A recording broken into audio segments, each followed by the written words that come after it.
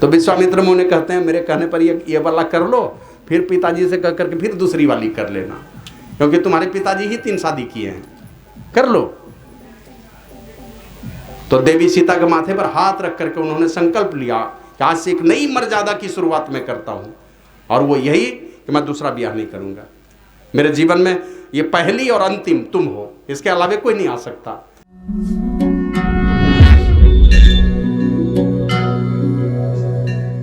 कभी भी जीवन में कोई भी विघ्न आएगा, कोई भी परेशानियां आएंगी, सो रणधीरा एकदम जीवन संग्राम में स्थिर है।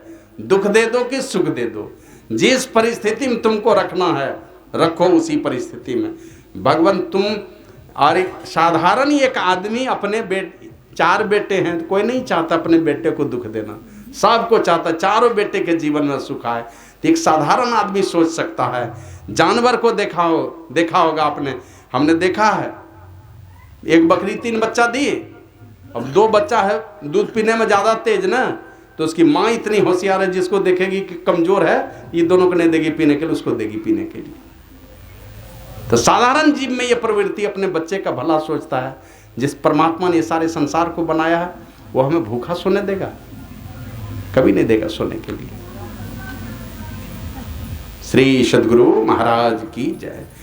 नीति निपुण सोई परम सयाना, श्रुति सिद्धांत नीकते ही जाना, सो कवि कोविद सो रणधीरा, जो छल छाड़ी भजई रघुवीरा।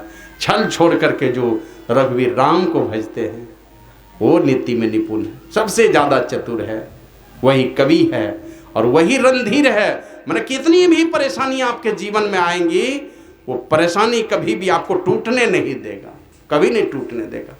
सदैव आपके जीवन में एक संबल बन करके खड़ा रहेगा, टूटने नहीं देगा। अगर आपके हृदय में, अरे किसी के पास रुपया पैसा नहीं है खाने के लिए, आप देखते हैं 10 भर सोना घरे में है, मगन है, वो घर में अनाज भरा हुआ है, खाना नहीं खाए हैं, कोई गम नहीं है। गरीब आदमी को देखिएगा, अगर घर में अनाज नहीं तो भूख भी अधिक लगती है। घर में अनाज है भरा हुआ तो भूख नहीं लगेगी। तो उसी प्रकार जिसके पास परमात्मा रूपी भक्ति, परमात्मा भक्ति का धन है जिसके अंदर में, बाहर संसार में आप तुम बढ़िया खाना दे दो कि खराब खाना दे दो, जिस परिस्थिति में रख लो, बस यही मन में मानता है कि भगवान मेरे नसीब में आज का भोजन नहीं था लिखा हुआ, इसलिए भोजन नहीं मिला। पैसा है, सब कुछ है, भोजन मेरे नसीब में नहीं है। आपकी मर्जी थी मैं भोजन नहीं करूं, भूखे रहूं, ये कह करके भगवान को ही और उन्हीं को शाबाशी देता है। ये भगवान मेरे नसीब में तुमने आज का भोजन नहीं दिया था, आपकी इच्छा नहीं थी कि मैं भोजन करूं, इसलिए मैंने भोजन नहीं किया। कभी दुख तकलीफ नहीं होगा अगर भक्ति है, परमात्मा के ऊपर भरोसा है तो। फिर आगे कहते हैं शंकर भगवान, हे पार्वती तुमने पूछा था कौन सा देश धन्य, देश तो बहुत सारे हैं, कौन देश धन्य? जो देश, वह देश धन्य जहां गंगा जी हैं। तपस्या से उतार करके लाया, और उतार करके भी लाया तो मां गंगा आना नहीं चाहती थी, तो विष्णु भगवान से वादा करवाया, वादा कीजिए कि हमको पाप से बोझिल बनाएगा, मेरे पाप का भी निवारण होना चाहिए। कैसे होगा मेरे पाप का निवारण? पाप नाशनी बना के भेज रहे हैं, लेकिन मेरे पाप का निवारण कैसे होगा? तो भगवान कहते हैं जाओ, तुम्हारे किनारे में ऋषि मुनियों का डेरा होगा। जब जब वो ऋषि मुनिगण अपना चरण स्पर्श करेंगे तुम्हारे जल में, तुम पवित्र हो जाओगे, ये कह करके भेजा। और ऋषि मुनियों का डेरा है गंगा जी के किनारे में। उनके गंगा जी के पाप को धोने के लिए ऋषि मुनियों का डेरा, इसलिए ऋषि मुनि बार बार जन्म लेते रहते और गंगा जी के किनारे डेरा डालते रहते। गोमुख से लेकर के चले जाइए बंगाल की खाड़ी तक, वहां कपिल भगवान, और उलटते जाइए जहां आप चाहे ये क्या कहते हैं, कहलगांव चले जाइए कि सुल्तानगंज चले जाइए कि आप पटना चले जाइए कि या हरिद्वार चले जाइए, बनारस चले जाइए कि ये ऋषिकेश चले जाइए कि हरिद्वार चले जाइए कि देहरादून चले जाइए, प्रयागराज चले जाइए, सब जगह एक से एक ऋषि मुनियों का डेरा है। इसलिए वो देश धन्य जहां गंगा जी है। अरे खूबी कैसी है उस गंगा जी में, पतित पावनी कहा गया। राजा सगर के 60,000 बेटे का श्राद्ध हुआ, मुक्ति, ये क्या कहते हैं, कपिल भगवान के देखने मात्र से जल के भस्म हो गए थे। कहा कि जाओ गंगा जी को ले आओ, स्वर्ग प्रवाहिनी गंगा को उतारो यहाँ पर। तो सर्वप्रवाहिनी गंगा को उतार के ले आया, तब श्राद्ध हुआ। और धन्य नारी पतिव्रत अनुसरी। नारी है संसार में, सारी नारी पूज्य हैं, सारी माताएं पूज्य हैं, लेकिन उन पूज्य माताओं में भी कौन श्रेष्ठ? माता पार्वती ही पूछ रही है, नारी में कौन श्रेष्ठ? सारी नारी सब पूजनीय हैं, लेकिन उनमें भी माता पार्वती कह रही है नारी कौन श्रेष्ठ? तो शंकर भगवान कहते हैं धन्य नारी पतिव्रत अनुसरी, पातिव्रत धर्म का पालन करने वाली। कंपटीशन मत कीजिए। अभी देखते हैं ना, सब बराबरी में चलना चाहिए, कंधे से कंधा मिलाकर, बेटा बेटी सब चले एक समान। लेकिन जो कर्तव्य परमात्मा की ओर से निर्धारित किया गया है, दोनों के लिए अलग अलग कर्तव्य है। दया, ममता, करुणा, प्रेम, वात्सल्य कौन बांटेगा? नारी को अगर हटा दिया जाए इस संसार से, संसार में नारी को ही हटा दिया जाए, या दया, ममता, करुणा सब मिट जाएगा, खत्म हो जाएगा। कि भंडार बना करके भेजा है दया का, ममता का, करुणा का।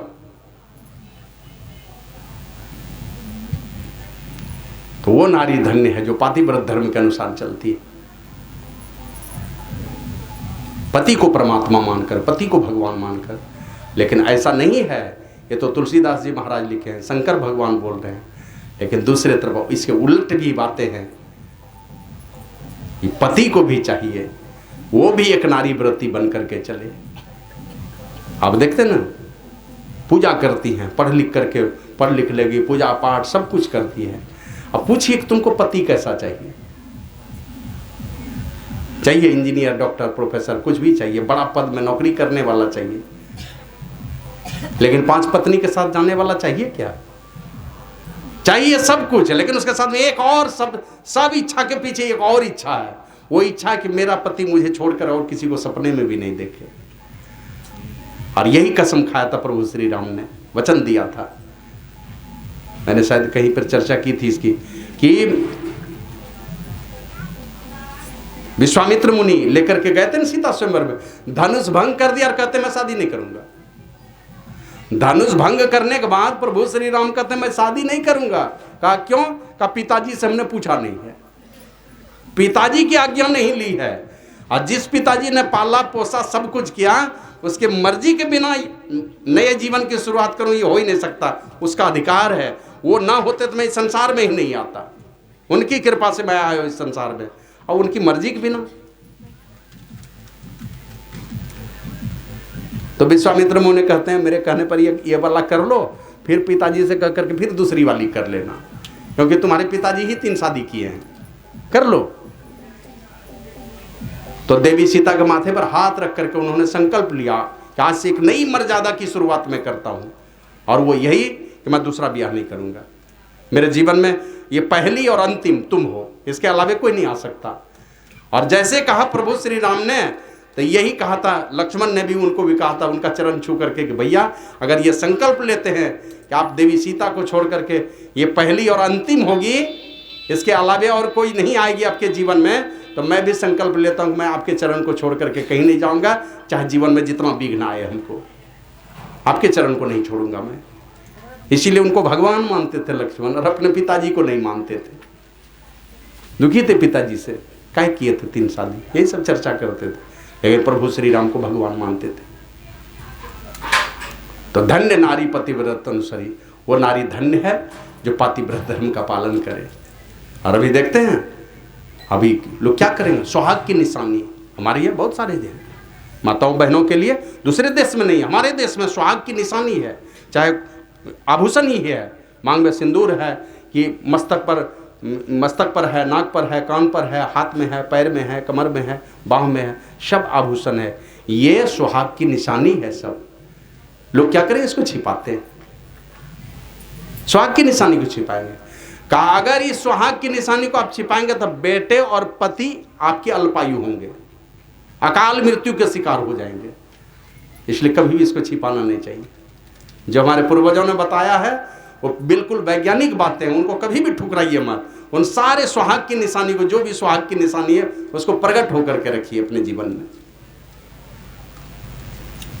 तो वो नारी धन्य है जो पातिव्रत धर्म के अनुसार चलती है, लेकिन उसके उलट है वो पति भी धन्य है जो एक नारी व्रती होकर के जीवन जीता है।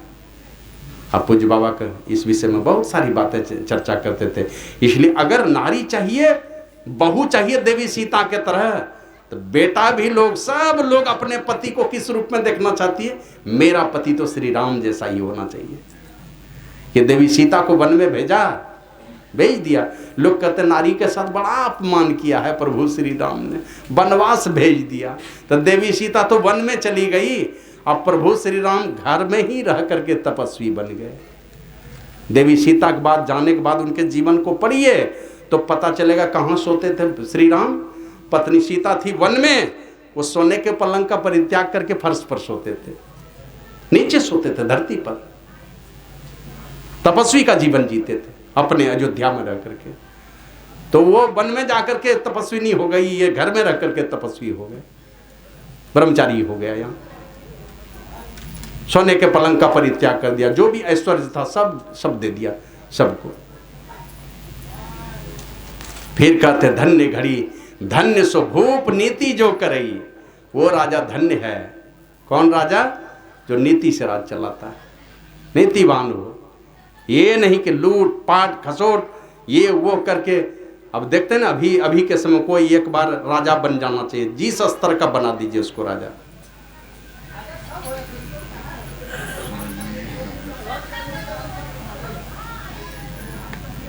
मोटरसाइकिल नहीं थी और अभी देखिए एक बार एक पद पर जीतता, कहां से वो 20 लाख का स्कॉर्पियो द्वार पर खड़ा कहां से हो जाता है? नीतिवान होना चाहिए। और एक लोग हैं जीवन गुजार, 1 रुपया वेतन तक नहीं लिया, कुछ नहीं चाहिए। जाइए यूपी में देखते हैं ना, पिताजी चले गए अग्नि संस्कार में नहीं गया, बहन चाय का दुकान चलाती है। राजा वो होना चाहिए जो नीतिवान है, नीति से राज चलाए। भगवान राम जाने जाते जाते भी जब गए हैं राजपाट छोड़ करके, शरीर को छोड़ करके गए हैं, सरयू में जाकर के समा गए, शरीर को छोड़ा है। उसके जाने के पहले उन्होंने क्या किया कि लक्ष्मण है मेरा, शत्रुघ्न है, भरत है, तीनों भाई जान देने वाला है मेरे लिए, कुछ भी करने के लिए। 14 बरस राम जी रहे वन में, तो 14 बरस भरत जी वन में, मैंने अयोध्या से बाहर का यहीं रह करके राजपाट चलेगा, मैं अयोध्या में नहीं घुसने वाला। मेरा बड़ा भाई चला गया मेरे चलते, मैं जाकर के अयोध्या में रहूंगा? नहीं रहूंगा मैं। चले गए। लक्ष्मण को कौन वनवास दिया था 14 बरस के लिए? 14 बरस तक निराहारी रह करके राम जी की सेवा में, कुछ नहीं खाया, सोए भी नहीं 14 साल तक। शत्रुघ्न 14 साल तक पड़ा रहा भरत जी की सेवा में, एकदम बाहर में नंदीग्राम में जाकर के एकदम खुले आसमान में 14 साल, घर भी नहीं घुसे।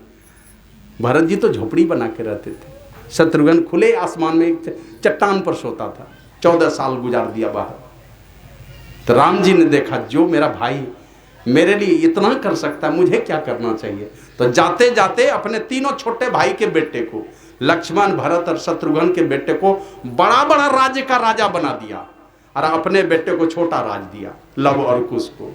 छोटे भाई के बेटे लोगों को बड़ा बड़ा हिस्सा दे दिया, अपने बेटे को कम हिस्सा दे करके गए इस दुनिया से। तो चारों भाई के त्याग और तपस्या और समर्पण का गुणगान जब तक ये सृष्टि रहेगी गुणगान होता रहेगा।